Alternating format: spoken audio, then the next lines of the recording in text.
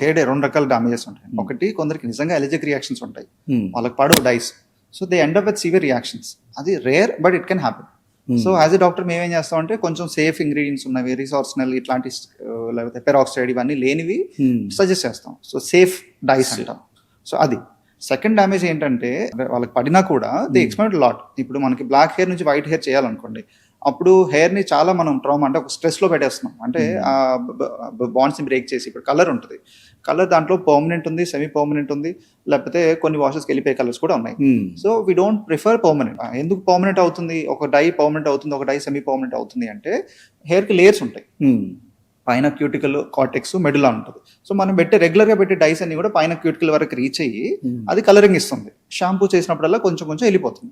So ఈ permanent dice ఏంటంటే hair ని కొంచెం ఆ బాండ్స్ ని బ్రేక్ చేసి క్యూటికల్ కాదు లోపలికి వెళ్ళేలాగా చేస్తాయి, కార్టెక్స్ సెకండ్ లేయర్ వరకు వెళ్ళేలాగా చేస్తాయి. లోపలికి వెళ్ళింది అంటే హెయిర్ ని బీక్ చేసినట్టే.